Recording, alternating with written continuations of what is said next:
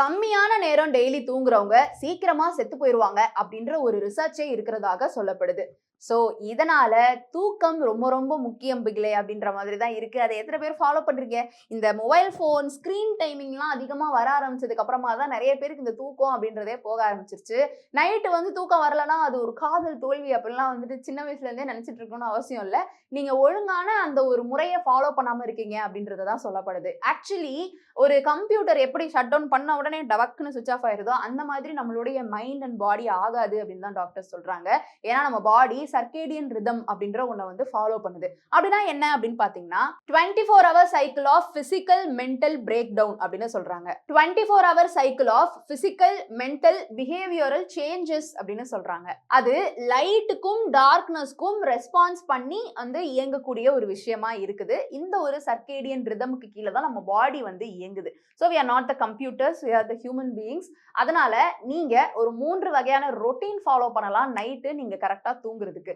Night நீங்க கரெக்டா தூங்குனாதான் உங்களுடைய ஸ்கின் நல்லா இருக்கும், ஹேர் நல்லா இருக்கும், மெலனின் ப்ரொடக்ஷன் நல்லா இருக்கும். இந்த மாதிரியான பல விஷயங்கள் இருக்கு.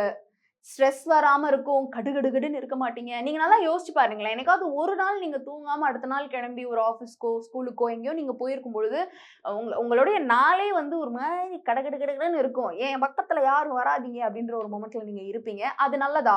அது ஒரு நாள் ஓகே நீங்க மேனேஜ் பண்றீங்க. அது கண்டினியூஸா போயிட்டே இருக்கு அப்படின்னா உங்க கேரக்டரே சேஞ்ச் ஆகும், உங்க பிஹேவியரே மாறும், உங்களுடைய பர்சனாலிட்டியே மாறும், எல்லாரு மேலேயும் எரிஞ்சு விடுவீங்க. உங்களால ஒரு விஷயத்துல ஃபோக்கஸ் பண்ணவே முடியாது. ஒரு ஒரு ஒரு ஒர்க்கை வந்து நீங்க இந்த ஒரு டைமுக்குள்ள முடிச்சிடுறீங்க, நல்லா ப்ரொடக்டிவா பண்றீங்க எப்பவுமே அப்படின்னா அந்த தூங்காத நாள் வந்து ரொம்ப இழுத்துக்கிட்டே எப்படா தூங்க முடியும், தூங்கினா நல்லா இருக்குமே அப்படின்ற ஒரு ஃபீல்ல தான் இருப்பீங்க. நினைச்ச நேரத்திலேயே நம்ம எல்லா இடத்துலயுமே தூங்கவும் முடியாது.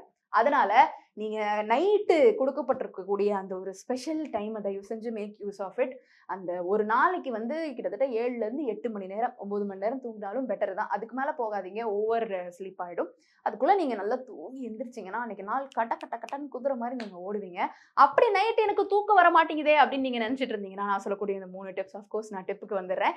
நம்பர் 1 என்ன அப்படின்னு பாத்தீங்கன்னா ஒரு அன்வைண்ட் ரொட்டீன் ஃபாலோ பண்ணுங்க அப்படின்னு சொல்றாங்க. ஒரு 6-7 ஈவினிங் அந்த டைமுக்கு மேல நீங்க வந்துட்டு இந்த டீ காஃபி குடிக்க வேண்டாம் அப்படின்னு சொல்றாங்க. அண்ட் ஆல்சோ அந்த நாளுக்கு உண்டான ஸ்ட்ரெஸ் கண்டிப்பா உங்களுக்கு இருக்கும். காலையில இருந்து ஈவினிங் வரைக்கும் ஏதாவது வேலை பார்த்திருப்பீங்க, ஏதாவது இரிட்டேஷன்லாம் இருந்துச்சு அப்படின்னா அது எல்லாத்தையுமே டீக்ளட்டர் பண்ணுங்க. எப்படி டீக்ளட்டர் பண்ணலாம் அப்படின்னா ஒரு நோட் எடுங்க. இந்த டைரி எழுதுற பழக்கம் எல்லாருக்குமே இருக்கணும், ரொம்ப நல்லது அப்படி சொல்றாங்க. நீங்க எடுத்து இதெல்லாம் நடந்துச்சு அப்படி சொல்லிட்டு நீங்க கிறுக்கு கூட செய்யலாம், என்னனாலும் பண்ணலாம். உங்க மைண்ட்ல இருக்கிறது எல்லாத்தையுமே put into that paper instead of telling someone. இல்ல உங்களுக்கு யாராவது ஒரு க்ளோஸ் பர்சன் இருக்காங்கன்னா ஆப்வியஸ்லி பேசலாம். அது எல்லா நேரமும் சாத்தியமாகிறதுக்கான சான்சஸ் இல்ல.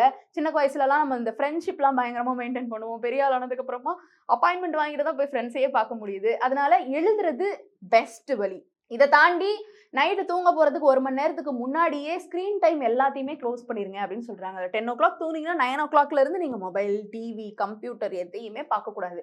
பாவங்க உங்க கண்ணு. அதுதான் ஃபர்ஸ்ட் ஸ்ட்ரெஸ் ஆகுது. அதுக்கப்புறமா தான் உங்க பாடி ஸ்ட்ரெஸ் ஆகுது. முக்கியமா நைட்டு தூக்கம் வராம இருக்கிறதுக்கு ஒரு பெரிய காரணம் என்னன்னா அந்த நைட் நேரத்துல தான் மூளை இந்தா இதை யோசி, இந்தா அதை யோசி அப்படின்னு எல்லாத்தையுமே உங்க கையில தூக்கி கொடுத்து யோசி, ஃபீல் பண்ணு, அன்னைக்கு என்ன நடந்துச்சு, அதை பத்தி நீ யோசிச்சியா அப்படின்ற ஒரு குரல் கேட்டுச்சுன்னா அதை தூக்கி குப்பையில போட்டிருக்க, தேவையில்லாம ஸ்ட்ரெஸ் பண்ணிக்க வேண்டாம்னு சொல்றாங்க. அடுத்த ஒரு நாள் இருக்கு, அந்த நாள்ல நீங்க போய் பொதுவா அந்த என்ன பிரச்சனையோ இல்ல அடுத்த நாள் அந்த பிரச்சனையே இல்லாம கூட போயிடும், அது அப்புறமா நீங்க ஹேண்டில் பண்ணிக்கலாம். ஆனா நைட் உட்காந்து தேவையில்லாம யோசிக்காதீங்க அப்படின்னு தான் டாக்டர் சஜஸ்ட் பண்றாங்க. நம்பர் 2 என்னன்னு பாத்தீங்கன்னா ஒரே ஸ்லீப் டைம் வேக்கப் டைம் நீங்க வந்து ஃபாலோ பண்ணணும் அப்படின்னு சொல்றாங்க. நீங்க 10 மணிக்கு தூங்குறீங்க, அடுத்து அதுல இருந்து ஒரு 8 மணி நேரம் கழிச்சு எந்திரிக்கிறீங்க அப்படின்னா நாளைக்கும் அதே டைம்ல தூங்க ட்ரை பண்ணுங்க. அதை வந்து இனிஷியல் டைம்ல உங்களுக்கு புஷ் பண்றது ரொம்ப கஷ்டமா தான் இருக்கும். என்ன நடந்தாலும் 10 மணிக்கு மேல நான் ஒண்ணுமே பண்ண மாட்டேன் அப்படின்னு ரொம்ப நீங்க செல்ஃபிஷா ரகடா இருக்க ஆரம்பிச்சிட்டீங்கன்னா தான் நல்லது. ஸோ 10 மணிக்கு மேல மனிதர்கள் இருந்து சுவிச் ஆஃப் ஆயிட்டீங்க. ஆனா மொபைல் போன்ல இருந்தும் நீங்க வந்துட்டு கட் ஆஃப் ஆகணும். அதனால மொபைல் போனை பெட்ரூம்க்கு தயவு செஞ்சு எடுத்துட்டே போகாதீங்க அப்படின்னு சொல்றாங்க. அந்த வைஃபை மாதிரியான விஷயங்களும் பெட்ரூம்ல வைக்க வேணாம் அப்படின்னு சொல்றாங்க. ஸோ இந்த 10 மணி நீங்க ஃபிக்ஸ் பண்ணிட்டீங்கன்னா அந்த 10 மணி தூங்கி டெய்லி ஒரே டைம்ல தூங்கினாதான் அந்த மெலட்டனின் அப்படின்றது வந்து நல்லாவே இருக்கும் அப்படின்னு சொல்லப்படுது. அதை வந்து நீங்க ஃபாலோ பண்ணிக்கோங்க. அண்ட் முக்கியமா தூங்க போறதுக்கு முன்னாடி ஒரு கேமமைல் டீ குடிக்கலாம். அது இன்னும் நல்லா தூக்கத்தை வந்து உங்களுக்கு நல்லாவே எடுத்து கொடுக்கும். அதை தாண்டி படுத்ததுக்கு அப்புறமா தூக்கம் வரல, பெட்ல புரண்டுகிட்டு இருக்கேன் ரொம்ப நேரம் அப்படின்னு நீங்க நினைச்சீங்கன்னா உங்களுடைய பிரீத்தை வந்து ஃபாலோ பண்ணுங்க அப்படின்னு சொல்றாங்க. அது நீங்க அப்படியே ஃபாலோ பண்ணிட்டே இருக்கும்போது ஒரு பாயிண்ட்ல பட்டுன்னு தூங்கிடுவீங்க. நம்பர் 3, இதை தாண்டி நீங்க காலையில எந்திரிச்சதுக்கு அப்புறமா நைட்டு தூங்குறதுக்காக செய்ய வேண்டிய சில விஷயங்கள் இருக்கு. அதாவது காலையில ஒரு 15 மினிட்ஸ் ஆகுது அந்த ஏர்லி மார்னிங் சன்னை வந்து நீங்க வாங்கணும்னு சொல்றாங்க. 6 மணில இருந்து அந்த 8 மணிக்குள்ள வரக்கூடிய சன்ல சன்ல வந்து நீங்க போய் நில்லுங்க. எந்த ஒரு கவரிங்கும் தேவை கிடையாது. அந்த சன் வந்து தூக்கத்த நைட் இன்டியூஸ் பண்றது மட்டும் கிடையாது. உங்களுக்கு நல்ல விட்டமின் டி குடுக்கும். அது வந்து நெறைய நன்மைகள் கிடைக்குதுப்பா.